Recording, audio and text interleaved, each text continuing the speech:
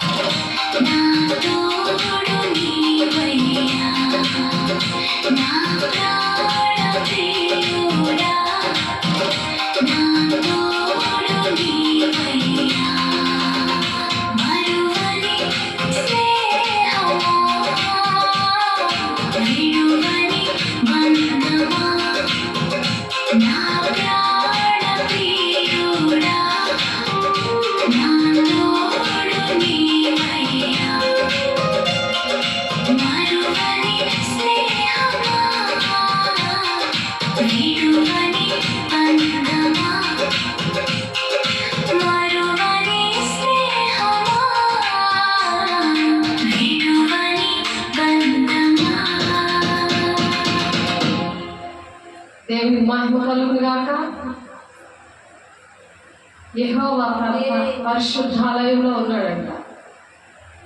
పరిశుద్ధాలయంలో ఉన్నప్పుడు దేవుడు ఏంటంటే ప్రాణప్రియుడిగా పరిశుద్ధాలయంలోనే కాదు, ఇంటికి వెళ్ళినా జీవిస్తున్నంత కాలం కూడా ఆయన స్నేహితుడిగా ఉంటాడు. నీ కష్టాల్లో, కన్నీళ్ళలో, నీ బాధల్లో, ఇబ్బందుల్లో మనుషుల్ని ప్రేమిస్తాడంట. మనుషులు ప్రేమిస్తే వాళ్ళు ఆ మనుషులు ఏంటంటే, ఎందుకంటే వాళ్ళు దేవుని మహిమను పొందుకోలేదు. మనమైతే దేవుని మహిమను పొందుకున్నాము కాబట్టి వాక్యం ఎప్పుడైతే లేదో మనుషుల మీదకి వెళ్ళిపోతుంది, మనుషుల ప్రేమ మీదకి వెళ్ళిపోతుంది. సాతానుడు అలా అవిశ్వాసం పెట్టేసి ఆయన తోడు లేదు, నీకు సైతాను పిల్లవు కాబట్టి నీకు తోడు లేదు, దేవుడు తోడు లేడు, ఆయన నీకు ప్రాణప్రియుడు కాదు, ఆయన నీకు స్నేహితుడు కాదు, ఆయన నీ తోడు జీవితాంతం రాడు అని అంటది. అందుకనే దేవుడు ఆలయం కానీ, దేవుడి పని కానీ, దేవుని చిత్తము కానీ, తండ్రి చిత్తం నెరవేర్చకుండా నాకాలు పట్టుకుపోదామని ప్లాన్ చేసేస్తుంటారు. అందుకనే తండ్రి చిత్తం నెరవేర్చిన వాళ్ళే మీ తల్లి సహోదరులు అంటున్నారు. వాళ్ళ మాట విన్నారు. హెబ్రీయులకు రాసిన పత్రికలో ఆ మాట ఉంటుంది, చూడండి ఒకసారి. హెబ్రీయులకు రాసిన పత్రిక 15వ అధ్యాయం చూద్దాం. హెబ్రీయులకు రాసిన పత్రిక చూడండి.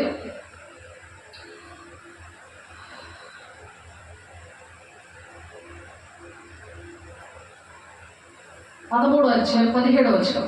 మీ పైన నాయకులుగా ఉన్నవారు లెక్క ఒప్పచెప్పవలసిన వారివైనా మీ ఆత్మల్లో కాయించున్నారు. మీ ఆత్మల్లో కాస్తున్నారు వాళ్ళు. అందుకనే మీరు అలా ఉన్నారు. దేవుని ఆత్మ పొందుకొని చక్కటి వాక్యం వింటూ మరి దేవుడు పరలోక రాజ్యానికి ఎలాగంటారు. చాలా మందికి ఏమని అడుగుతున్నారంటే, ఇప్పుడు ఇందాక అడుగుతున్నాడు ఒక ఆయన, సిబిఐ ఆఫీసర్ ఆయన, పరలోక రాజ్యం అసలు ఉందా, మరి అక్కడికి వెళ్ళినట్టు ఎవరైనా ఉన్నారా?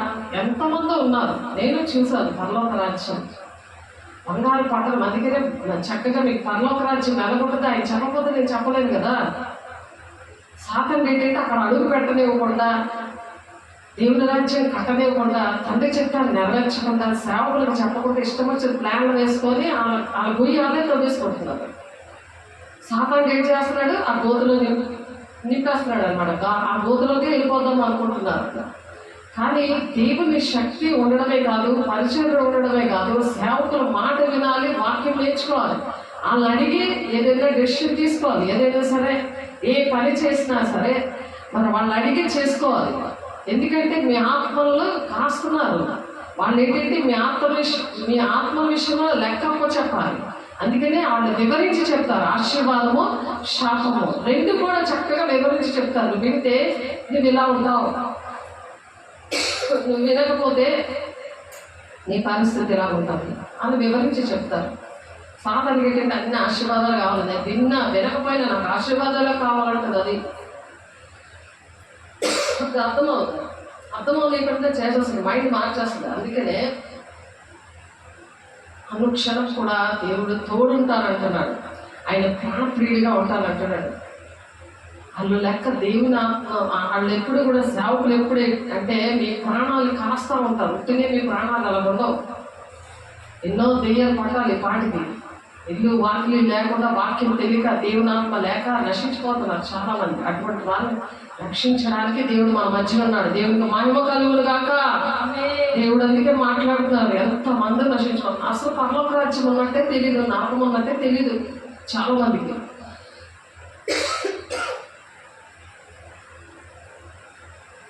ఎక్కడైనా దేవుడు ఉన్నాడు, మనుషులోనే దేవుడు ఉన్నాడు. మనసు మంచిగా ఉంటే చాలు, చక్కగా ఎంజాయ్ చేస్తే చాలు అని అనుకుంటారు. పరిశుద్ధత లేకుండా దేవుణ్ణి చూడలేరు. పరిశుద్ధమైన ఆలోచనలు లేకుండా దేవుణ్ణి చూడలేరు.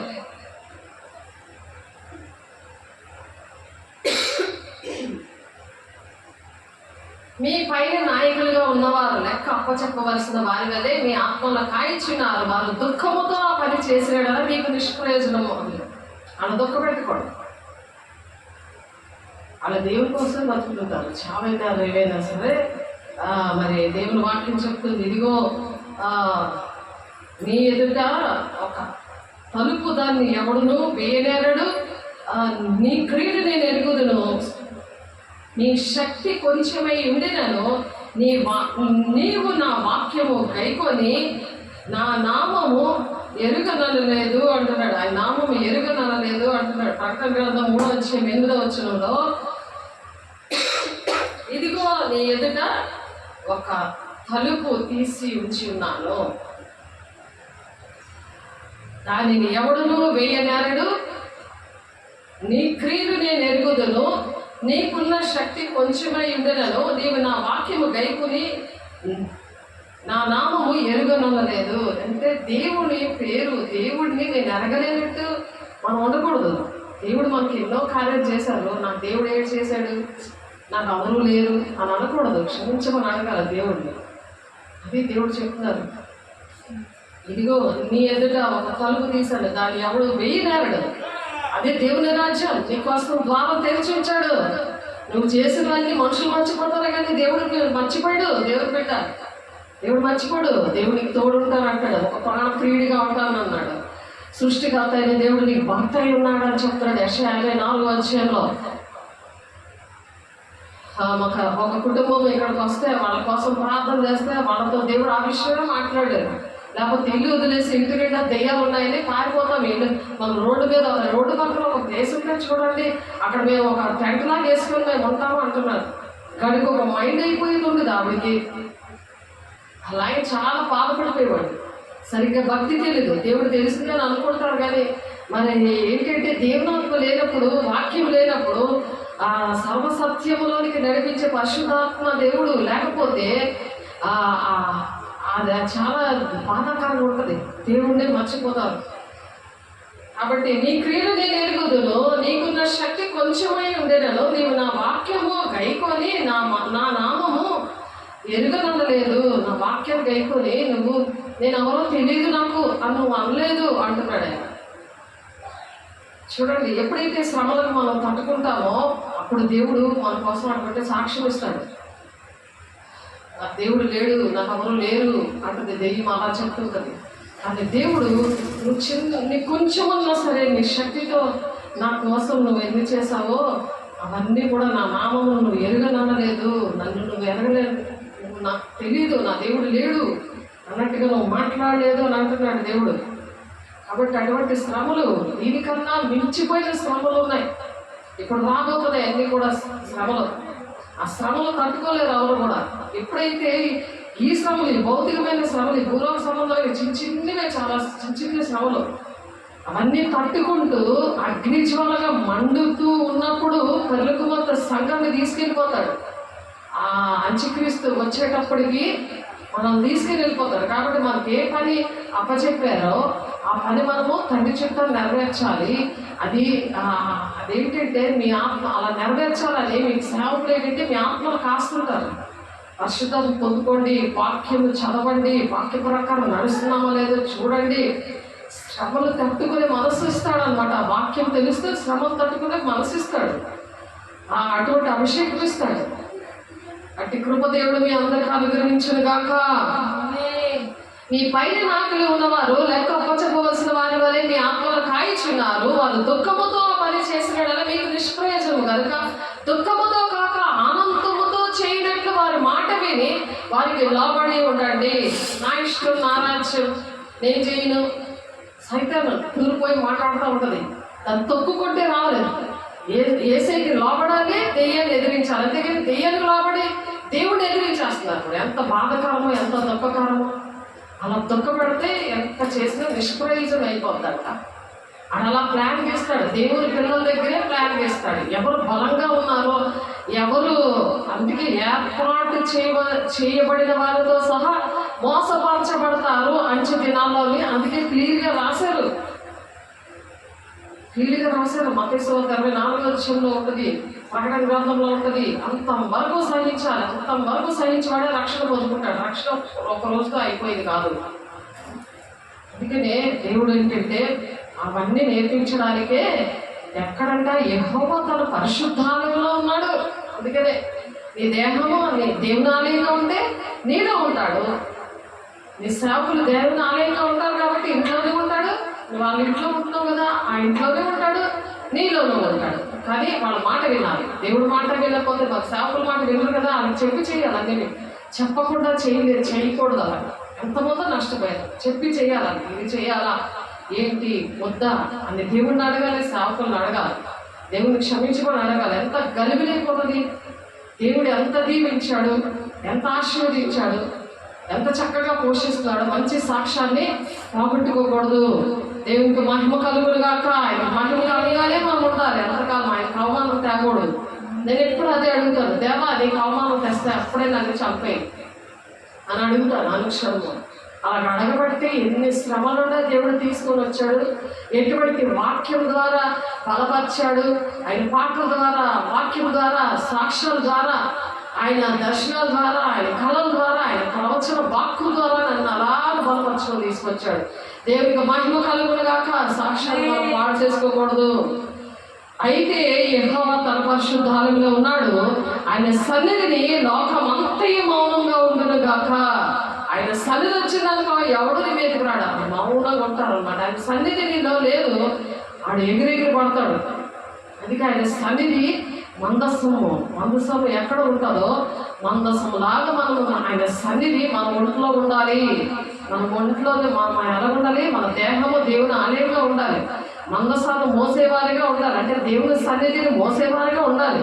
ఆ మోసేవారిగా ఉంటే నేను దుష్టుడు కొట్టడు, తను తాను భద్రం చేసుకోమంటున్నాడు. దుష్టుడు మనం దేవుని మూలంగా పుట్టిన వారిని మనం ఎరుగుదము, కానీ దుష్టుడు ముట్టకుండా తను తాను భద్రం చేసుకోమంటున్నాడు. ఆయన ఎవరి మట్టకాలు భద్రం చేసుకోవాలి. ఆయన సన్నిధి మన ఒంటిలో ఉన్నప్పుడు దుష్టుడు పరిగెడతాడు అనమాట. మనం మాట వాడితే ఆడు భయపడతాడు, ఆడు ముట్టడు. 1 యోహాను 5:17-18 ఉంటుంది ఆ మాట. మనం అన్నీ చెప్పుకుంటున్నాం కానీ వాక్యాన్ని నెమరు వేసుకోవట్లేదు. వాక్యాన్ని దివారాత్రులు ధ్యానించేవాడు ధన్యుడు అంటున్నారు. ఆ ధన్యత్వం ఎలా దొరుకుతుంది? మనం ధన్యకరమైన జీవితాలు దేవుడు మనకి ఇచ్చాడు. దేవుడు బిడ్డ భయపడకు, దేవుడు నీకు తోడై ఉన్నాడు, ఆయన ప్రాణప్రియుడిగా ఉన్నాడని దేవుడు పాట ద్వారా మాట్లాడాడు. అందుకు బట్టి దేవునికి మహిమ కలుగును గాక. ఆయన ఓదార్చేవాడు, కన్నీరు తుడిచేవాడు, ఆయన ప్రతి పరిస్థితుల్లో కూడా దేవుడు విడిపించే దేవుడు. ఆయన మీదే ఆధారపడాలి మనం. దేవునికి మహిమ కలుగును గాక. ఆయన చెదగొట్టుకుంటే దేవుడి రాజ్యాన్ని మనం పరిగెట్టాలి. దేవుడు తండ్రి చిత్తం ఏంటున్నదో అది మన పరుగున ఇష్టపూర్వకంగా ఎంతో సంతోషంగా చేసేది ఏంటంటే దేవుని బిడ్డలు అంత సంతోషంగా చేస్తారు. అసలు సాయతనగాడిని అసలు లెక్క చేయరు అనమాట. వాడి మాటలో మనకి లెక్క లేదు. వాడి ఎంత ఏడిపించినా మనకు ఏడమో, వాడికి లోబడమో, దేవుడికి లోబడతాం. ఎందుకంటే ఆయన ప్రాణప్రియుడు, మనకి ఆయన భర్త ఉన్నాడు, ఆయన నిత్యము మనకి తోడై ఉన్నాడు. అట్టి కృప దేవుడు ఇచ్చిన దేవుడికి అనేకమైన కోట్లాది వందనాలు చెల్లిస్తూ, దేవా మాతో ఉన్నావయ్యా, మాతోడు ఉన్నావయ్యా, నీకు వందనాలయ్యా, పరిశుద్ధాలయంలో ఉన్నావయ్యా, నా దేహమనే నా ఆలయంలో నువ్వు ఉన్నావయ్యా, నీకు వందనాలయ్యా. అనేక మందిని నేను అటువంటి వారిని నేను బాగు చేస్తానయ్యా. ఎంతమందో చనిపోతున్నారు, ఎంతమందో మైండ్ అలా అయిపోతుందని. నీ మైండ్ ఇప్పుడు ఎలాగైంది? అలాగ అనేక మంది నా మైండ్ ఎందుకు అలాగైందంటే ఒక ప్రాక్టికల్గా చూపించాడు దేవుడు. నీ మైండ్ మీ మైండ్ ఒకసారి అలాగా అయిపోతుంటాయి కదా. ఎందుకు అవుతాయంటే దేవుడు ప్రాక్టికల్గా చూపించాడు. అమ్మో ఆ దేవుడు లేకపోతే మైండ్ ఇలాగ అయిపోద్ది అనమాట. దుష్టుడు ఇలా ఖరాబ్ చేస్తాడు అనమాట. అందుకనే దేవుడి పిల్లలు అటువంటి వారి కోసం మనం చెప్పాలని అలా ప్రాక్టికల్గా మనకు నేర్పిస్తాడు. అలా శోధన గుండా మనం తీసుకెళ్తాడు. మనం చెయ్యి విడిచిపెట్టడు, ఆయన విడివడు, ఎడబాయడు అని ఉంది. దేవుడి పిల్లలకి ఇచ్చిన వాగ్దానాలు అవి. దేవునికి మహిమ కలుగును గాక. హబక్కూకు రాసిన పత్రిక 2వ అధ్యాయము 2వ వచనం చూడండి. హబక్కూకు రాసిన పత్రిక 2వ అధ్యాయం 20వ వచనం చూద్దాము ఒకసారి. చూడండి, హబక్కూకు రాసిన పత్రిక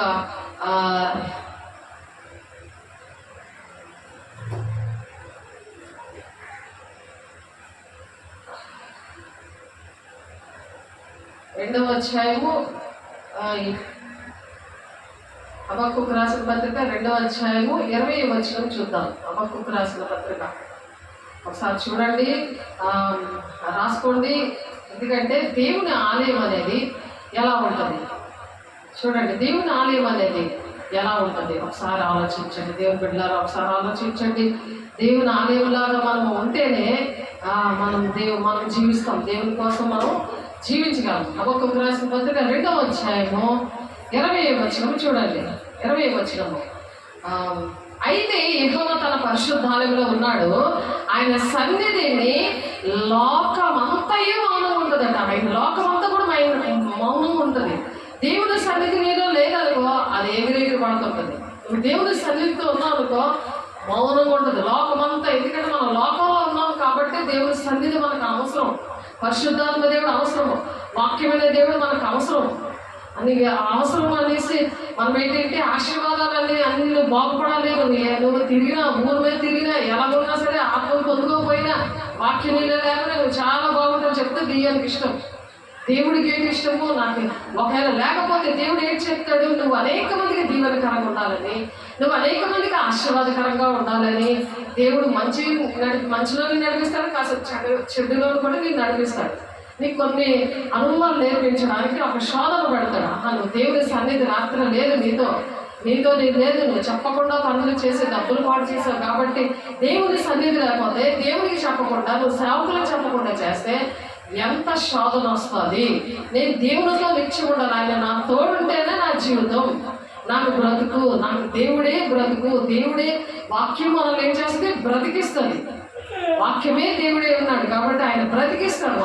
మనకు చావు మీద రాదు. నేను ఎటో ఒకటి వెళ్ళిపోతాను అనేసి సాతాను అలాగే గర్భిని పెట్టదు. అటువంటి వారిని మనం రక్షించడానికి దేవుడు ఏంటంటే వాళ్ళు ఆ సాతాను నోరులన్నీ ముయించడానికి లోకమంతా కూడా మౌనంగా ఉంటారట. మనం వెళ్తే ఆ పరిశుద్ధాలయంగా మనం నడుస్తున్నాం అనుకో ఆయన సన్నిధిలో లోకమంతా కూడా మౌనంగా ఉంటుందట. మౌనంగా ఉంటుంది. వాళ్ళు ఎవరు కూడా అరవరు, నీ మీద కేకలేరు. అందుకని దేవుడు నిన్ను ఓదార్చడానికి దేవుడు చెప్తారు. దేవుడు బిడ్డ కీర్తనకారులు కూడా చెప్తాడు, నువ్వు తీర్చని తీర్పు ఆకాశంలో నుండి వినబడజేసింటివి. దేశంలో శ్రమనందున వారిని అందరినీ రక్షించడమే న్యాయపు తీర్పునకు దేవుడు లేచినప్పుడు భూమి భయపడి ఊరకుండేను. భూమి ఏంటంటే ఆకాశం భూమి తన మరి ఆయన సింహాసనం కదా, మరి ఆకాశం ఆయన మహిమను ప్రచురణ చేస్తుంది. వాటికి నోరు లేదు అనంత వాక్యము కీర్తన 16వ అధ్యాయంలో ఆ భూమి ఏం చేస్తుందంటే వణుకుతూ ఉందంట. దేశంలో శ్రమనొందిన వారిని అందరినీ రక్షించడికై న్యాయపు తీర్పునకు దేవుడు లేచినప్పుడు న్యాయపు తీర్పుకి ఆయన లేస్తాడు. నువ్వెందుకు భయపడతావు? దేవుడి పని మానేసం పరిగెట్టి నరకానికి వెళ్ళిపోదామని వీడు పరిగెట్టించేస్తున్నాడు. అక్కడ చూసుకుందాం ఆడుతుంది. ఏసునామలో కాలిపోవాలి కాక, అది ఏసునామలో కాలిపోవాలి కాక. దేశంలో శ్రమనుందిన వారు, దేశం అంటే నిన్నొక్కదానే కాదు, దేశంలో ఎవరైతే అన్యాయంగా శ్రమలు పడుతుంటారో బాధపడుతుంటారో వాళ్ళని రక్షించడానికి దేవుడు లేచాడంట. ఆయన లేచినప్పుడు ఆయన లేచాడు. ఆయన ఎవరైనా నీ ప్రాణప్రియుడు, నీ స్నేహితుడు, ఆయన లేచాడు. దేవుడికి మహిమ కలుగును గాక. అప్పుడు ఏం చేస్తుందంటే భూమి భయపడి ఊరుకొని ఉందంట. భయపడింది భూమి. భూమి మీద అనేక మంది తప్పులు పాపములు చేస్తారు కదా. మరి భూమి ఇక్కడ మౌనంగా ఉంది, అక్కడేమో భూమిగా వణుకుతుంది. చూడండి, దేవుడు ఆ సృష్టిని వణుకుతున్నప్పుడు మనిషి మాత్రము మనిషి నేను చూసి వణకాలి. కాబట్టి దేవుని సన్నిధి నీలో ఎప్పుడు ఉండాలి? నీ సన్నిధిని మొయ్యాలి, దేవుని సన్నిధిని మొయ్యాలి, మందసంలాగా ఉండాలి. అందులో 10 ఆజ్ఞలు. మరి అహరోను కర్ర అంటే జయము ఎండిపోయిన కర్ర చిగిరించింది. అహరోను కర్ర తెలిసిందా? అటువంటి జీవితాలు దేవుడు మనకి ఇస్తాడు. మన్నాగల బంగారు పాత్ర అవి ఉన్నాయి. అంటే పరలోకం నుండి దిగి వచ్చిన ఆహారము, ప్రార్థన, సహవాసము, రొట్టె విరిచేటందుకు ఎడతెక్కుండి మరి అటువంటి బోధలో దేవుడు మనల్ని అపోస్తల బోధలో పెంచుతున్నాడు. మరి అలాగే ఎంత శక్తివంతంగా ఉండాలి మనం ఆలోచించండి. దేవుని వాక్యం నేర్చుకుంటా 115వ కీర్తన 3వ వచనంలో మా దేవుడు ఆకాశమందున్నాడు, తనకిచ్చి వచ్చినట్లుగా సమస్తమును ఆయన చేయించున్నాడు. ఆయన అన్నీ కూడా చేస్తానంటున్నాడు. ఆకాశమందున్నాడు. మన అడ్రస్ ఎక్కడ? ఆయన దేవుడు మనం చూస్తున్నాడు. మంచివారిని చెడ్డవారిని ఆయన చూస్తున్నాడు. యెహోవా సియోనును ఏర్పరచుకొని ఉన్నాడు, తనకు నివాస స్థలముగా దాన్ని కోరుకొని ఉన్నాడంట. నిన్ను కోరుకుంటున్నాడు. ఒక సియోన్ అంటే పరిశుద్ధమైన స్థలము, పెళ్లి కుమార్తె. సియోను కుమార్తె అనేసి ఎందుకు ప్రసవేదన కలిగిన బిడ్డలతోను అని ఎందుకు చెప్తున్నాడు దేవుడు? నీ శత్రువుల నుండి నేను విడిపిస్తాడంట. సియోను కుమార్తెగా నువ్వు ఉండాలి. అనేక మంది కోసం ప్రార్థన చేయాలి. శత్రువుల నుండి విడిపించాలంటే నువ్వు నీ కోసం ప్రార్థన చేసుకోవు, పక్కల కోసం కూడా ప్రార్థన చేయకు. అప్పుడు సమస్య వస్తుంది కదా. శత్రువుల నుండి నిన్ను శత్రువుల నుండి విడిపిస్తానని చెప్తుంటే ప్రార్థన చేయకపోతే మరి శత్రువులు వచ్చేదా? మీకు 4:10 ఉంటుంది అన్నమాట. సియోని కుమార్తె ప్రసవ వేదన నీకు ఎలాగొచ్చిందో తెలుసు కదా.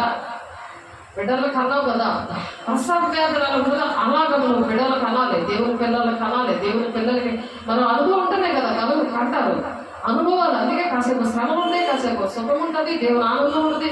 సాతాను కూడా అలా టచ్ చేస్తూ ఉంటాడు. దేవుడు మరి లేకపోతే సాతాను వచ్చి టచ్ చేస్తాడు కదా.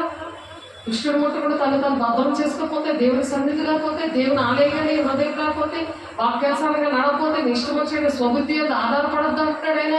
నీ స్వబుద్ధి మీద ఆధారపడకుండా పూర్ణ ప్రవర్తన అంతా ఎందు యెహోవా అధికారానికి ఒప్పుకో అంటున్నాడు. ఆయన అధికారానికి ఒప్పుకోవాలి. దేవుడికి మనం చెప్పాలి, దేవా ఇలాగ నాకు ఆశీర్వదించావు, నేను ఇవి ఎలాగ దేనికి వాడాలి, ఎలాగ నేను నడాలి, ఇచ్చావయ్యా. ఏమీ లేని పరిస్థితిలో నన్ను అట్టి విధంగా దీవించావయ్యా.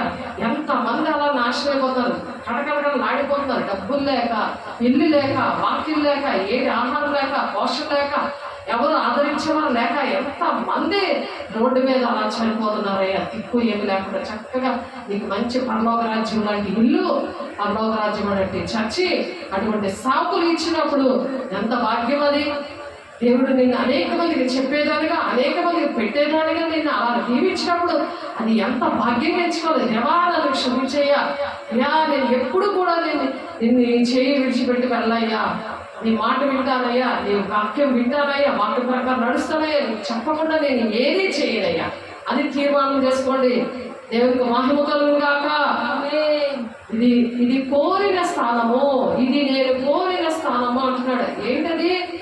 యెహోవా సియోనును ఏర్పాటు చేసుకున్నాడు.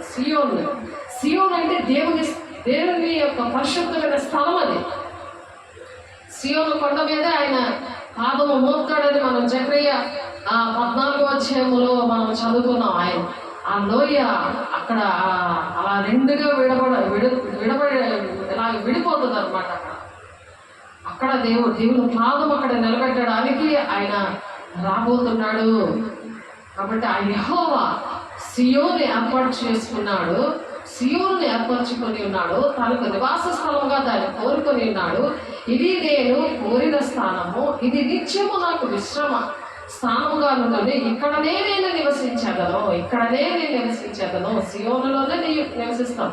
యెరూషలేము పట్టణము దేవుడు అంటే దేవుడు ఉన్న స్థలము, దేవుడి సన్నిధి ఉన్న స్థలము, దేవుడి సన్నిధి ఉన్న స్థలం అన్నమాట. అలాంటి స్థలంలోనే మనం వెళ్తాం. యుగగాలు దేవుడితో ఉండే స్థలం అన్నమాట. అందుకనే దేవుడు దాసులని పిలవట్లేదు. ఇప్పుడు దేవుని దాసులుగా దేవుడు పనిచేస్తున్నాం కదా, దేవుని పిల్లలుగా. దాసుడు తన యజమానుడు చేయని దాన్ని ఎరుగడు కనుక ఇక మిమ్మల్ని దాసులని పిలవక స్నేహితులని పిలుస్తాడు. దేవుడు ఫ్రెండ్ అన్నమాట. మనకి అంత దగ్గరైపోయాడు, ఆయన ప్రాణప్రియుడిగా అయిపోయాడు. ఆయనకి సేవ చేసినందుకు, ఆయన మాట విన్నందుకు, ఆయన బిడ్డల విషయంలో, ఆయన సన్నిధి విషయంలో, ఆయన పిలుపు విషయంలో మాట విన్నందుకు. అలాంటి భాగ్యం ఎవరికైనా ఉందా? ఇవి చెప్పినా చాలా మందికి అర్థం కాదు. ఎంతమంది ఉన్నారో అర్థం కాకుండా ఎలా నశించిపోతున్నారో. అలాంటి వాళ్ళ కోసం ప్రసంగాన్ని కలిగిలాగా మనం కన్నీరు కార్చాలి. అప్పుడు శత్రువుల నుండి, నీ బిడ్డలో ఉన్న శత్రువులైన సాతానుడు, నీ భర్తలో ఉన్న శత్రువులైన సాతాను అవి వెళ్ళిపోవాలంటే నువ్వు ప్రసంగాలు కలిగి బిడ్డలు కనాలి. దేవుని పిల్లలు దేవుని సన్నిధికి నువ్వు చేర్చాలి. నీ సాక్ష్యము అందుకే ఇచ్చాడు, అందుకే నేను పోషిస్తున్నాడు. నేను అద్భుతకరంగా పోషించి ఎటువంటి పరిస్థితులు పెంట మీద నుండి లేవనెత్తే దేవుడు. పెంట లాంటి మన కోసం భూలోకాలకు వచ్చి అన్ని కూడా నేర్పించాడు దేవుడు. మనకు తెలియవు అవి, ముందు మనకు తెలియవు. దేవుడు మాట్లాడతాడనే విషయాలు ఏమీ తెలియవు. కానీ దేవుడు పిలుపుకి లోబడి ఆయన దర్శనానికి లోబడి ఎప్పుడైతే మనం వస్తామో మనకు అన్ని కూడా నేర్పిస్తాడు. అన్ని అనుభవాలు కూడా తీసుకెళ్తాడు. ఎందుకు తీసుకెళ్తాడు? మనకు అర్హత లేకపోయినా. అటువంటి వారు లోకంలో అనేక మంది ఉన్నారు, వాళ్ళు నశించుకోకూడదు. వాళ్ళ కోసం మనకు అనుభవాలు నేర్పిస్తాడు. అనుభవం ఉండి వెళ్తే, ఒకప్పుడు నేను కూడా అటువంటి అనుభవం ఉన్నాను కదా, నా బుర్ర కూడా ఒకసారి అలా చెదిరిపోయింది కదా, నా కుటుంబం కూడా అలా చెదిరిపోయి పాడైపోయింది కదా, నా కుటుంబాన్ని ఎలాగ నిలబెట్టాడు. దేవుని మాట విన్నప్పుడు నిలబెట్టాడు కదా, అలాగే నేను వింటాను, ఆయన ప్రాణప్రియుడిగా నాతో ఉంటాడు అని చెప్పి మనము మీరు నన్ను ఏర్పరచుకొనలేదు, మీరు నా పేరట తండ్రిని ఏమి అడుగుదరో అది ఆయన మీకు అనుగ్రహించినట్లు మీరు వెళ్ళి ఫలించటకును మీ ఫలము నిలిచేటట్టుకును నేను మిమ్మల్ని ఏర్పాటు చేసుకుని నియమించాను అంటున్నాడు. నియమించాడు ఆయన, ఒక్కొక్కరికి ఒక్కొక్క పని నియమించాడు. అదే ఎఫెసీ 4:13 ఉంటుంది.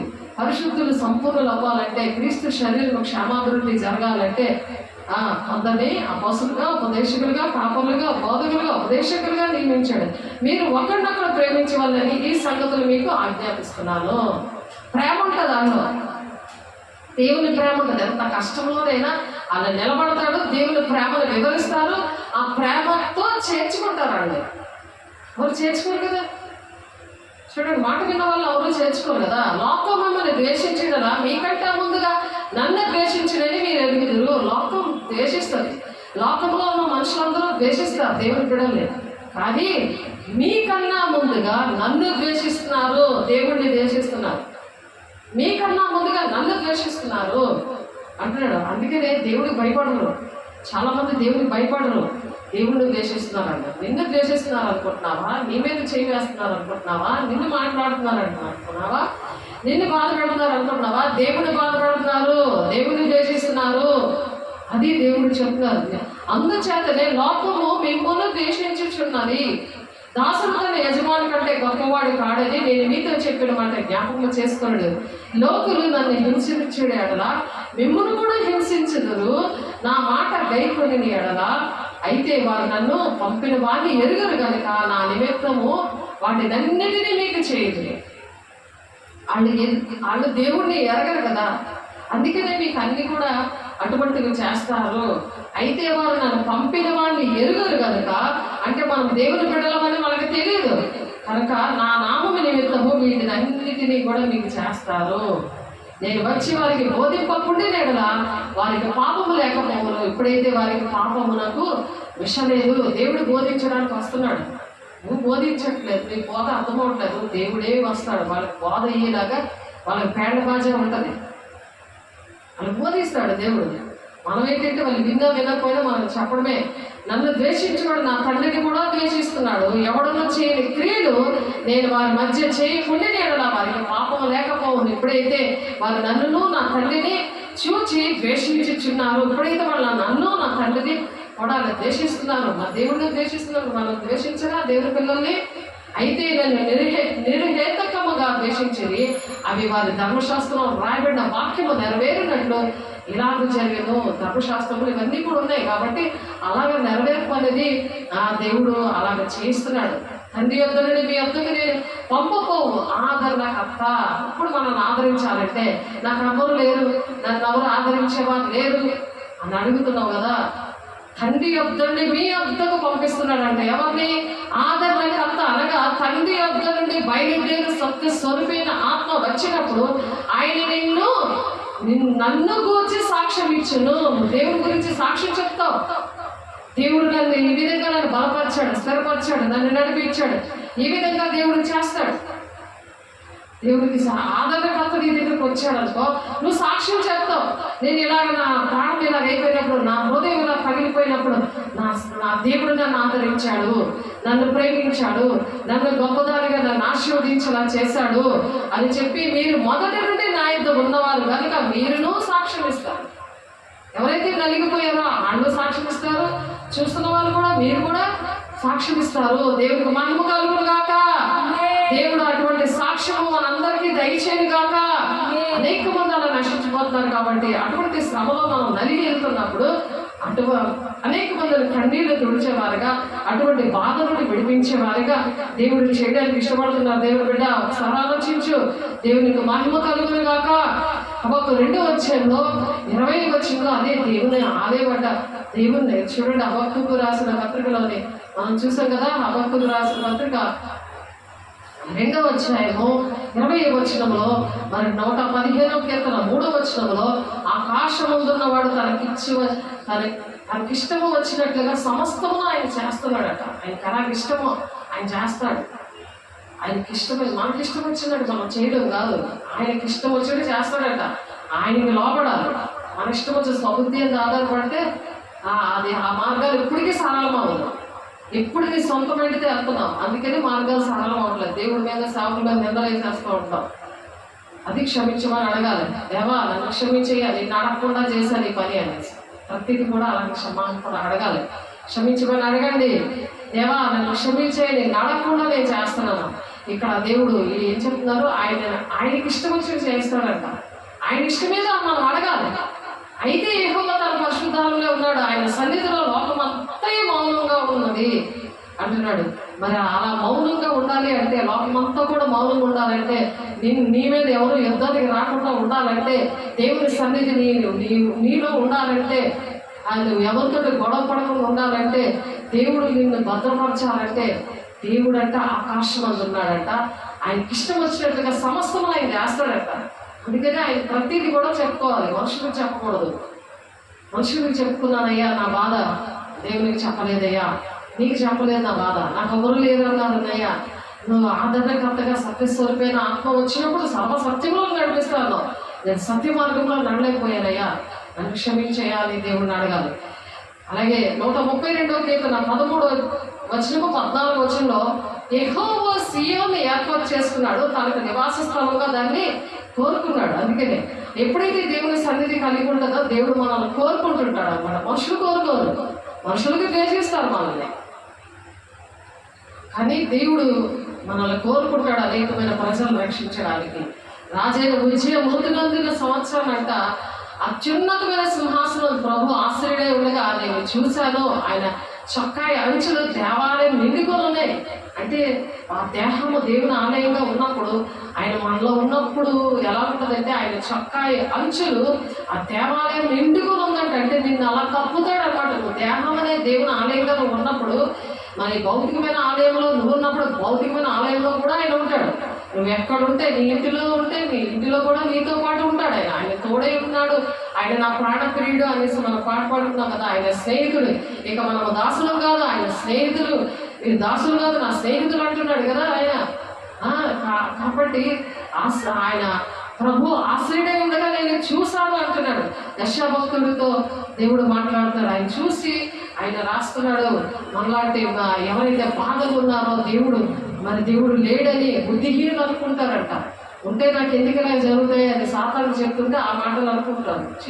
దేవుడి మాటలు నేను మర్చిపోయానంటే అనేసి దేవుడిని క్షమించమని అడగాలి. ఆశ్చర్యడై ఉండగా నేను చూచి తిని ఆయన చొక్కాయి అంచులు దేవాలయము నిండుకొని ఉన్నాయంట. దేవాలయం ఏంటంటే, దేవాలయం అంటే నువ్వు దేహం అనే దేవుని ఆలయంగా ఉన్నావు అనుకో, అది ఆయన చొక్కాయి అంచులు అలాగా నిన్ను నిండుకొని ఉంటాయి అనమాట. నిన్ను కప్పేస్తాయి అనమాట. దుష్టుడు నిన్ను ముట్టకుండా అట్టి కృప దేవుడు దయచేయను గాక. ఆమేన్. అలాగే యెషయా 66వ వచనంలో యెహోవా ఈలాగా ఆజ్ఞించుచున్నాడు, ఆకాశం నా సింహాసనము, మా భూమి నా పాదపీఠము, మీరు నా నిమిత్తము కట్టను ఉద్దేశించిన ఇల్లు ఏపాటిది. చర్చిలోనే ఉంటాడు అనుకుంటారు చాలా మంది, కానీ దేహం అనే దేవుని ఆలయంలో దేవుడు ఉన్నాడు. నువ్వు దేహాన్ని అపవిత్రపరుచుకుంటున్నావా? దేవుని మాట వినకుండా ఇష్టం వచ్చినట్టు నడుస్తూ ఆలోచించు. అప్పుడు నిన్ను ఎలా కప్పుతాడు, నిన్ను ఎలా భద్రపరుస్తాడు, నీకు ఎలా సెక్యూరిటీ ఉంటుంది. కాబట్టి భూమి నా పాదపీఠము అంటున్నాడు ఆయన. ఆకాశం ఆయన సింహాసనము. ఆయన ఆజ్ఞిస్తున్నాడు, యెహోవా దేవుడు ఆజ్ఞిస్తున్నాడు, మనతోటి మాట్లాడుతాడు. ఆకాశం నా సింహాసనము, భూమి నా పాదపీఠము, మీరు నా నిమిత్తము కట్టనుద్దేశించిన ఇల్లు ఏపాటిది. Question mark. ఎంత ఇల్లు కడతాము అంత పెద్ద ఆయనకి. ఆకాశం అంటున్నాడు ఆయన, భూమి ఆయన పాదపీఠంలో ఉంది. ఎంత ఇల్లు కడతాం ఆయనకి? ఆయన ఆలయం ఎంత కడతారు, మీరు ఎంత కడతారు అంటున్నారు. నాకు విశ్రమ స్థానముగా మీరు కట్టను ఉద్దేశించి విశ్రమ స్థానముగా నాకు కట్టను ఉద్దేశించినది ఏ పాటిది అంటున్నారు. విశ్రమ స్థానం అంటే ఆయన విశ్రమించడానికి మీరు కట్టను ఉద్దేశిస్తున్నారు కదా. దేవుని ఆలయం పెద్ద ఆలయం కావాలని అడుగు. చాలా ఒక ఆయన శేఖర్ అతని పేరు, వైజాగ్లో ఉంటాడు. ఎంత పెద్ద ఆలయం కట్టేద్దామని ప్రార్థన చేస్తున్నాడంట. ఉన్నది కొట్టేశారు. అది ఎవరిదో ఆయన దాన్ని ఊహించుకున్నాడు ఆయన, కానీ అది కొట్టేశారు. మీ ద్వారా దేవుని ద్వారా రావాలి, మనుషుల ద్వారా రావడం మన ఊహలు కాదు. కానీ వాళ్ళతో దేవుడు ఏం మాట్లాడుతున్నారు? దేవునికి కట్టాలని ఉద్దేశించింది ఏమాత్రం అంటున్నారు అంటే, అంత పెద్ద దేవుడికి మనకు ఆలయం కట్టలేదు కదా. అందుకనే దేవుడు మన కోసం ప్రాణం పెట్టి మనం పరిశుద్ధపరిచి పవిత్రపరిచి మన దేవుని ఆలయంగా చేశాడు ఆయన. అందరూ బట్టి దేవుడికి మహిమ కలుగులు కాక. ఆ మహిమ కార్యాలు మనం చేయాలని దేవుడు చెప్తున్నారు.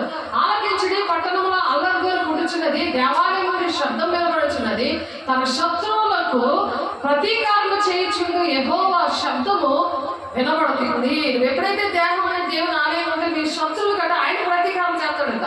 నువ్వు బయలుదేరవలసిన అవసరం లేదు. నేను బయలుదేరుతాను, నేను ప్రతీకారం తీసుకుంటాను కాదు. ఈ యుద్ధం యెహోవాదే. నువ్వు దేవుని పక్షంలో ఉన్నావు, నీ పక్షాలుండి ఆయన యుద్ధం చేస్తాడు. నువ్వు చేయక్కర్లేదు, నువ్వు మౌనంగా ఉంటే చాలు చాలు. తన శత్రువులకు ప్రతీకారం చేయించుండి యెహోవా శబ్దం వినబడుతుందంట. ఆలకించండి అంటాడు. చెవిగలవాడు సంఘములతో ఆత్మ చెప్పుచున్న మాటలు ఇవి.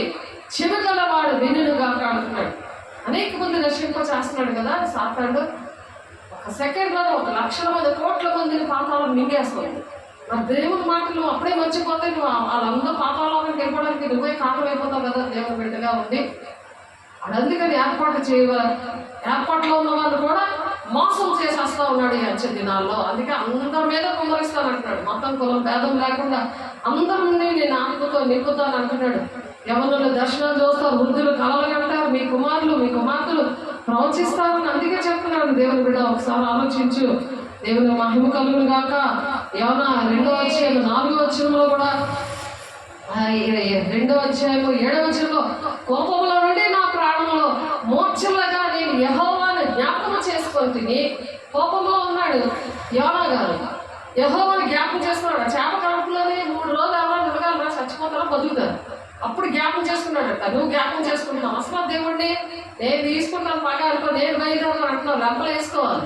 నువ్వెవరే? నీ పక్షాన్ని దేవుడు లేకుండా నువ్వు వెళ్ళి ఏం సాధిస్తావు? నువ్వు దేవుడిని కావదనుకొని పారిపోతుంటే దేవుడు పిలుపును దర్శనాన్ని అంతా కూడా వదిలేసి పారిపోతానంటే దెయ్యం కూడా చూసేవే అంత నిన్ను పడగొట్టడానికి, నేను పాడు చేయడానికి, నీ దేహంలో ఆలయాన్ని పాడు చేయడానికి నేను టచ్ చేస్తున్నాడు. ఆలోచించు. నీకు సన్ లేకుండా, నీకు ఎవరితో కాంట్రాక్ట్ లేకుండా, ఏ దిక్కు మొక్కు లేకుండా సైతం గారి ఇంటికి నేను వెళ్ళిపోతాను. అదే దేవుడా క్షమించయ్యా, నేను నీతో ఉంటానయ్యా అని చెప్పాలి. నీ పరిశుద్ధాలయంలోనికి నీ యొద్దకు నా మనవి వచ్చాను. ఎక్కడికి వచ్చింది? పరిశుద్ధాలయంలోనికి నువ్వు ప్రార్థన చేస్తుంటే ఆ మన దేవుని ఆలయము దగ్గరికి, దేవుని దగ్గరికి వెళ్ళిపోయిందంట. యోనా గారు ఆ చేప కడుపులో ఉండి ఆయన ప్రార్థన చేస్తా, కోపంలో ఉండి నా ప్రాణము నాలో మోర్చల్లాగా. నువ్వు మోర్చలు పోలేదు కదా, ఇంకా నా ప్రాణం నాలో మోర్చల్లాగా నేను యెహోవాను జ్ఞాపకం చేసుకుంటుంది. నీ పరిశుద్ధాలయంలోనికి నా యొద్దకు నీ యొద్దకు నా మనవి వచ్చాను. ఎప్పుడైతే నువ్వు దేహం అనే దేవుని ఆలయంలో ఉంటావో వెంటనే నీ మనవి, నీ బాధ, నీ దుఃఖం అంతా కూడా ఆయన దగ్గరికి చేరిపోతాట. అట్టి కృప దేవుడు మీకు ఇచ్చిన కాక, మనందరికీ ఇచ్చిన కాక. ప్రతిదీ కూడా దేవుడి దగ్గర మనం మాట్లాడుకోవాలి. దేవుని మాటలతోనే మనం సరిచేసుకోవాలి మన జీవితాల్ని. ప్రతి కట్టడము ఆయనలో చక్కగా అమర్చబడి ప్రభు నుండి పరిశుద్ధమైన దేవాలయం ఒకటికు వృద్ధి పొందుచున్నది. వృద్ధి పొందాలి, రోజుకి వృద్ధి పొందాలి. కానీ పాడైపోకూడదు. దేవాలయం పాడైపోతే, శిథిలమైపోతే మరి ఎలా ఉంటుంది? అది నిలయంగా తయారైపోతుంది. ప్రతి కట్టడంలో ఆయనలో చక్కగా అమర్చబడి ప్రభువునందు పరిశుద్ధమైన దేవాలయం ఒకటికు వృద్ధి పొందుచున్నది. ఆయనలో మీరు కూడా ఆత్మ మూలముగా దేవునికి నివాస స్థలమై ఉండుటకు కట్టబడుచున్నారు. అందుకు ఆత్మ కావాలి. ఒక ఆలయంలో మీరు కట్టబడుతూ ఉండాలి. రోజు కూడా దినము కూడా నూతనపరచబడాలి. అంతరంగ పురుషుడు బలహీనం అయిపోతుంటాడు, అలసిపోతుంటాడు. కానీ బాహ్య పురుషుడు దినము నూతనపరచబడాలి. అని మనమేమో వాక్యం చదువుతాం, దేవుని ఆత్మను పొందుకుంటాం, వాక్యం వింటాం, వాక్యం ప్రకారం నడుస్తున్నామా లేదా అని చెక్ చేసుకోవాలి.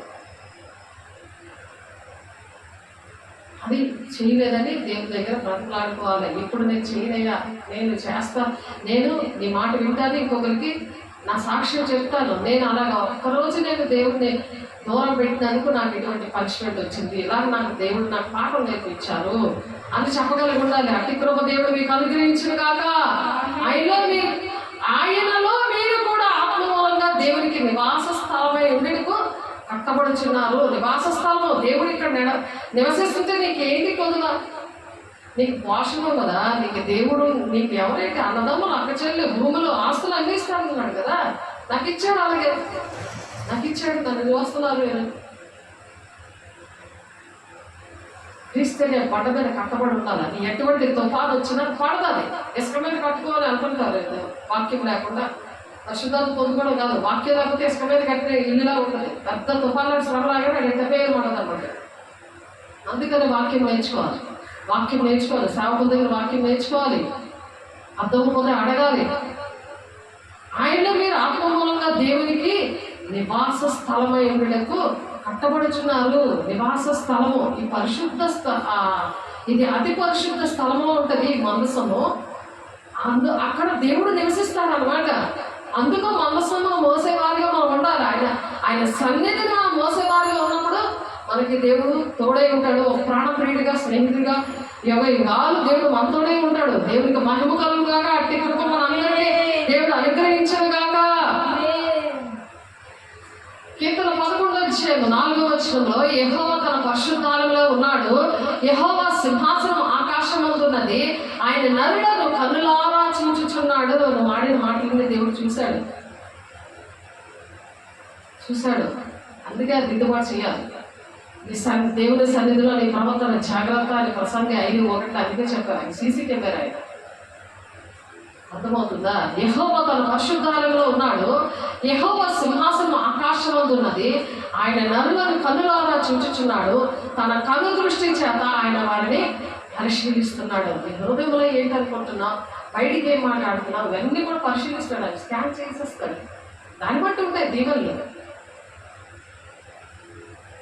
దాన్ని బట్టి ఉంటాయి. సేవకులే ఉండదు, వాళ్ళు మధ్యవర్తులు మాత్రమే. వాళ్ళు చెప్తారు, ఏడుస్తారు, అంతేగాని దేవుని దగ్గర నుండి రావాలి నీకు దీవెనలు. అభిషేకమైన దీవెనలైనా నువ్వు దేవుని దుఃఖపెట్టకూడదు, దేవుని సేవకులు దుఃఖపెట్టకూడదు. సేవకులలో అందుకే మీకు బాప్తీసాలు ఇచ్చినప్పుడు, మరి మీతో ప్రార్థన చేస్తున్నప్పుడు, ఇక్కడ పులిపేట మీద వాక్యం చెప్తున్నప్పుడు ఎంతమందికో దేవుడు మరి చూపించారు. నా బిడ్డ దెయ్యాలు వెళ్ళగొడుతున్నప్పుడు ఎవరిని నేను అడిగితే దేవుని బిడ్డ ఎందుకు చూపించారు? మీరు దేవుడు వాళ్ళ మాట వినండి, నాకు దుఃఖ పెట్టద్దు అనేసి వాళ్ళ మాట వినాలి. లేదా నా ఇష్టం వచ్చి చేసుకుంటే అలాగే ఉంటుంది. వాళ్ళు ఎంత ప్రేమిస్తుంటే వాళ్ళని ఎత్తికపోవడమా, నా ఇష్టం వచ్చి నేను చేస్తాను కుదరదు. దేవుడు కూడా ఎందుకంటే కన్నులారా చూస్తున్నాడట. తన కన్ను దృష్టి చేత ఆయన వారిని పరిశీలిస్తున్నాడు. పరిశీలించి ఆయన చేస్తాడు నీకు మంచిగా చెడ్డ అనేది ఆయన చేస్తాడు. మనుషులు కదా మేము, మధ్యవర్తులు మాత్రమే. మాకు ఇచ్చిన డ్యూటీ మేము చేస్తాం. లేకపోతే కఠినమైన తిరిగిపోతుంది. నువ్వు వింటే ఆశీర్వాదం, లేకపోతే ఉండదు. నేను విన్నాడితే నీ మార్గాలు ఎప్పుడు సరళమవుతాయి. నీ స్వబుద్ధి అంతా ఆధారపడకుండా పూర్ణ ప్రవర్తన అంతా లేదు. యెహోవా అధికారాన్ని ఒప్పుకో, అప్పుడు నీ మార్గాలు సరళమవుతాయని ఉంది అక్కడ వాక్యం. సామెతలు 3:5-6 ఆ వాక్యం అనే దేవుడు నాలో ఉన్నాడు కాబట్టి ఎవరికి ఏ మాట చెప్పాలో ప్రవచన వాక్ వచ్చేస్తుంటుంది. అందుకే భాషలు ఏంటంటే వాక్శక్తి అనుగ్రహించిన కొద్దీ అన్య భాషలతో మాట్లాడతారు. వాక్శక్తి అంటే ఏంటి? అక్కడ ప్రవచనాత్మకమైన వాక్యం వస్తుంది. నువ్వు ఏ కష్టంలో ఉన్నా సరే వాళ్ళు నువ్వు కన్నీరు తొడగలవు, వాళ్ళు గద్దించి బుద్ధి చెప్పగలవు, దైవావేశం వల్ల వాళ్ళకి సరి చేయగలవు. పిల్లలు మనం ఎలా సరి చేస్తామో, ఉదయం కనపట్టుకున్నాను మాట వినకపోతే పిల్లలు అలా వింటారు. పెద్దలు ఎలా వింటారు? వాక్యము శుద్ధి వంటిది కాదా, అది పండగ బదులు పడే శుద్ధి వంటిది అని ఉంటుంది. వాక్యం ఖడ్గం లాంటిది, పాలు లాంటిది. అది ఏ టైంలో ఎలాంటి వాక్యం చెప్పాలో అది దేవుడు ఎవరైతే అభిషేకం పొందుకుంటారో, పిలుపు దర్శనం మీద వస్తారో వాళ్ళతో దేవుడు ఆ విధంగా మాట్లాడతారు. అదే ఇర్మియా 17:16 ఉంది. నేను కాపరిగా ఉండటం మానలేదు, మీరు ఘోరమైన దినాలు చూడాలని నేను కోరుకోలేదు. నీ సన్నిధిలో నా మాటలు ఉన్నాయి, అది నీకే తెలుసు. ఎంత చక్కగా మాట్లాడాడు చూడండి. మనం ఘోరమైన దినాలు చూడలేము. శ్రమ దినాల్లో మనం ఉండము, ఎత్తబడే గుంపులో ఉంటాం మనం. ఎందుకంటే ఆయన కాపరిగా ఉన్నాడు. ఎందుకు నువ్వు భయపడుతున్నావు? అలాగా ఆయన కాపరిగా ఉన్నాడు. ఆయన మాట వినాలి మనం. ఆయన ఏదంటే అదే. యెహోవా ఆయనకి ఇష్టం వచ్చినట్టు చేస్తాడట. ఆయన ఇష్టం మనకు అడిగి మనం తెలుసుకొని నడాలి. ఇప్పుడు నాకు ఆ తండ్రి అయిన దేవుడు నాకు మాటలు ఇచ్చాడు, నేను చెప్తున్నాను. పరిశుద్ధాత్మ దేవుడు మీతో మాట్లాడుతున్నాడు. చెవి గలవాడు వినుడు కాక అంటున్నాడు. ఆ మాటలు వినాలి. ఆ దేవుని ఆ జ్ఞానేంద్రియాలు పొందుకోవాలి. మనుషుల మాటలు మీద మనం కూలిపోతాం, కానీ మనుషుల మాటలు మనకు వినబడకూడదు, సాధారణ మాటలు మనకు వినబడకూడదు, దేవుడి మాటలే మనకు వినపడాలి. అది దేవుడిని అడగాలి. దేవా, ఆత్మ సంబంధమైన విషయాలు చెవి గలవాడు వింటాడంట. ఆత్మ సంగములతో చెప్పుచిన మాటలు, పరిశుద్ధాత్మ దేవుడు చెప్తున్న మాటలు చెవి గలవాడు. దేవుని చెవులు ఉండాలి, మనుషుల చెవులని పనికిరావు. కాబట్టి దేవుడు రేపొద్దున దేవుడు వచ్చినా ఏ టైంకి వచ్చినా కన్నుల పాటలు ఆయన ఘోర శబ్దం కూడా అందుకే వినాలని దేవుడు శ్రమల గుండా తీసుకెళ్తాడని వాక్యం చెప్తుంది. అపోస్తుల కార్యము చూడండి, అపోస్తుల కార్యము 14 అధ్యాయము, అది చెప్పుకొని ముగించేద్దాము. అపోస్తుల కార్యం 14 అధ్యాయము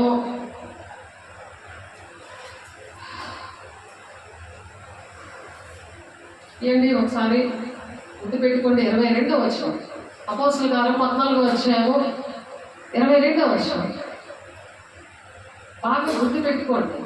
శిష్యులు మనుషులను దృఢపరచి విశ్వాసం నిలకడగా ఉండవాలని. విశ్వాసం లేక కదా దేవునికి ఇష్టడేట అసాధ్యం అంటాడు. విశ్వాసం లేకపోతే నీకు దేవునికి ఇష్టంగానే ఉండవు, దెయ్యానికి ఇష్టమైపోతుంటా. విశ్వాసం ఉండాలి. చావైనా రేవైనా ఎటువంటి శ్రమ వచ్చినా సరే క్రీస్తుల బండగా ఉంటే నిలబడదాం. ఇసక్కడినట్టు కనుక్కోకుండా ఉంటే శిష్యులు మనుషులను దృఢపరచడానికి. శిష్యుల మనసులు ఎవరు మనం ఎవరమే శిష్యులము. విశ్వాసం కాదు, శిష్యులుగా తయారు చేశాడు అపోస్తలుల బోధలో మనల్ని. అందుకే ప్రవచనాలు, దర్శనాలు, దేవుడితో మాట్లాడు, ప్రవక్తల అనుభవాలు అపోస్తలుల బోధలో దేవుడు ఇచ్చాడు. ఎఫెసీ 4:13 పిలుపు దర్శనం మీద దేవుడు తీసుకొచ్చాడు. 8 ఏరియాల్లో పనిచేసినప్పుడు సొంత చర్చలు 2 ఇచ్చి దేవుడు మాట్లాడుతున్నాడు. ఎంత గొప్ప దేవుడు, ఎంత మంచి సాక్ష్యాలు పాడు చేసుకోకుండా అది దినదినము వృద్ధి చెందేలాగా దేవుడే కదా చేశాడు. ఆయనకే కదా ఇష్టమైంది. ఇది మన ఇష్టాలు జరుగుతాయా? దేవుని ఇష్టం జరుగుతుంది. దేవుడికి మహిమ కలుగును గాక. ఆయన ఇష్టం జరిగితేనే మనకు మంచిది, మన ఇష్టం జరిగితే మనకు మంచిది కాదు. నేను ఎప్పుడు కూడా అనుకోలే, నాకేమీ తెలియదు, ఇది నేను పాస్టర్ అవుతాను నాకు తెలియదు, నేను అడగలేదు కూడా. ఈ వరాలు ఉంటుందని తెలియదు, అభిషేకం ఉంటుంది, పరిశుద్ధాత్మ దేవుడు ఉంటాడని తెలియదు. అపోస్తలుల 19వ అధ్యాయంలో ఉంటుంది అదంతా కూడా. ఆ వాక్యం కూడా నాకు తర్వాతే చూపించాడు. అప్పుడు అమ్మో నా సాక్ష్యమే ఇందులో ఉందని అనుకున్నాను నేను. శిష్యుల మనసులను దృఢపరిచి విశ్వాసమందు నిలకడగా ఉండవాలని. వాళ్ళు ఎలా ఉండాలి? క్రీస్తున్న బండ మీద నిలకడగా ఉండాలంటే స్టాండర్డ్గా ఉండాలి. నువ్వు కాసేపు అక్కడ కాసేపు ఇక్కడ నా ఇష్టము నా రాజ్యం అనుకోకూడదు. అహంకారం కాదు. లూసిఫర్ కలకి అహంకారం వచ్చింది, తల్లి తగిలేస్తే దేవికి తిరుగుతుంది, అందరినీ ఆవరించేస్తుంది. మొత్తం అందరినీ నాకు ఎలాగా నరకమే, నాకు ఎలాగా దేవుని రాజ్యం తక్కదు కాబట్టి ఎవరిలో దూరదాన్ని గర్జించి సింహంలా తిరుగుతుంది. అది ఈ అంచు దినాల మరీ తిరుగుతుంది. అది దాన్ని తప్పించుకోవడానికే దేవుని వాక్యము, దేవుని యొక్క అభిషేకము, సేవకుల యొక్క మరి సహవాసం అనేది ఉండాలి. అదే ప్రార్థన సహవాసం రొట్టినిచ్చేది. అందుకే ఉండమంటున్నారు కృపాసింహాసనం దగ్గర దిద్దుబాటు చేసుకొని మరి విమర్శించుకుంటూ తీసుకోమని మొదటి కోరింది 11వ అధ్యాయం ఇష్టపచ్చడు తీసుకునేది కాదు. ఎంత భయంతో ఒడితో ఆయన తీసుకోవాలి. అలాగే మరణాన్ని ప్రచురం చేయాలి. కాబట్టి మరియు ప్రతి శిష్యుల మనసులను దృఢపరిచి విశ్వాసమంతా నిలకడగా ఉండవాలని, అనేక శ్రమలను అనుభవించి మనం దేవుని రాజ్యంలో ప్రవేశించవాలని వారిని హెచ్చరించారంట. శిష్యులు ఏమని హెచ్చరించారు? విశ్వాసంలో దృఢపరిచాడు. నువ్వు శ్రమలు తట్టుకోవాలంటే దేవుని వాక్యం నీ ఒంట్లో ఉండాలి, దేవుని అభిషేకం నీలో ఉండాలి, సేవకులతో ఉండాలి. అలాంటప్పుడు దేవుడు ప్రార్థన సహవాసం రొట్టినిచ్చేది ఎవరికైనా ఉండాలి, దేవుని బిడ్డలతో సహవాసం ఉండాలి. అవి నువ్వు అప్పుడు ప్రకటన చేయగలవు. అలాగే నీ కుటుంబాన్ని రక్షించుకోగలవు. అలాగే గ్రామాలు, దేశాన్ని రక్షించుకోవడానికి దేవుడు అర్హత లేకపోయినా రక్షించుకొని సాక్ష్యం ఇచ్చాడు మనకి. ఆ సాక్ష్యాన్ని పాడు చేసుకోకూడదు. దేవా నన్ను క్షమించయ్యా, నేను సాక్ష్యాలు పాడు చేసుకోనయ్యా. శ్రమలు వస్తే అది అందులో ఎంతో మేలుంది. అందులో ఆ శోధన జయించబడి ధన్యుడు, వాడికి జీవకిరీటం ఇస్తానని ఉంది ప్రకటన 2:10. జీవకిరీటం ఇవ్వడానికి ఇష్టపడుతున్నాడు. అనేక శ్రమలను అనుభవించి మనము దేవుని రాజ్యంలో ప్రవేశించవాలని వారిని హెచ్చరించాడంట. మరియు ప్రతి సంఘంలో వారికి వారికి పెద్దలు ఏర్పాటు చేసి ఉపవాసమందు ప్రార్థన చేసి వారు నమ్మిన ప్రభువునకు వారిని అప్పగించారు. ప్రభుకే అప్పచెప్తాం, అందుకే మేము దేవునికి అప్పచెప్తాం. వాళ్ళు ఏమంటున్నా సరే, దేవా నువ్వు చూసుకో, నీ ఇష్టమయ్యా అని అంటాం. తెలుసా, ఒకరు పని చేయకపోతే ఆ ప్లేస్లో ఇంకొకరు పని తీసుకొస్తాడు. యోధా ఇస్కరియోతు ద్రోహం చేశాడు కదా, మరి మొత్తం తీసుకొచ్చి పెట్టాడు అక్కడ. 11 మంది శిష్యుల్లో 12వ శిష్యులు. ఎవరికి నష్టం అది? సార్ ఆలోచించండి, ఎంత లేట్ అయిపోయింది దేవుని పనికి. ఆలోచించండి. దేవునికి మహిమ కలుగును గాక. ప్రార్థన చేసుకున్నాము. మహిమగల దేవ, అభిషక్తుల నీ కృపగల నామంలో, నీ మహిమగల నామంలో అయా నా తండ్రి నాయన మీరు వచ్చి మాతో మాట్లాడి ఓదార్చి నిలబెట్టి అయా నాయన సమస్తమునైనా నీ ఆధీనంలో పెట్టుకొని అయా నా తండ్రి నాయన అయా స్నేహితుడిగా ప్రాణప్రియుడిగా నేను నీ తోడు ఉన్నానని మాట్లాడిన దేవా, పరిశుద్ధాలయంలో దేవుడు ఉన్నాడు, నేను ఉన్నాను అని మాట్లాడిన దేవానికి వందనాలు. నీ సన్నిధిని మేము అనుభవించినందుకు నీకు వందనాలయ్యా. నీ సన్నిధిని మోసుకెళ్ళడానికి అయ్యా, నీ రాజ్యం కట్టడానికి మేము ఇష్టపడుతున్నాం ప్రభా. క్రీస్తునే బండ మీద మమ్మల్ని కట్టినందుకు, మా తోడున్నందుకు, మమ్మల్ని నడిపిస్తున్నందుకు నాయన షకీనా మేఘం వల్ల మమ్మల్ని ఆవరించి అయా తండ్రి నేను ఇదిగో గుంపులో వెళ్తుండగా మీ సన్నిధానం నుంచి సమస్త మహిమ ఘనత ప్రభావాలు మీరే పొందుకుంటున్నాను. నీ సాక్షిగా నిలబెట్టుకుంటున్నందుకు వందనాలు చెల్లిస్తున్నాను. ఆటంకపరుస్తున్న ప్రతి దురాత్మ శక్తులు కూడా యేసు నామములో కాలిపోవును గాక. జకర్యా 9:8 ప్రకారం మమ్మల్ని దీవించి ఆశీర్వదించి నాయన అయా నీ సాక్షిగా నిలబెట్టుకొని మహిమ ఘనత ప్రభావం మీరు అక్కడే పొందుకుంటున్నాను. వందనాలు స్తోత్రాలు చెల్లిస్తే పరిశుద్ధ నామంలో బ్రతిమలాడి వేడుకుంటున్నాం తండ్రి. ఆమేన్. తండ్రి యొక్క దీవెన, కుమారుని యొక్క కృప, పరిశుద్ధాత్మ యొక్క నిత్య సహవాసము సదాకాలము తోడేయండి నడిపించును గాక. ఆమేన్.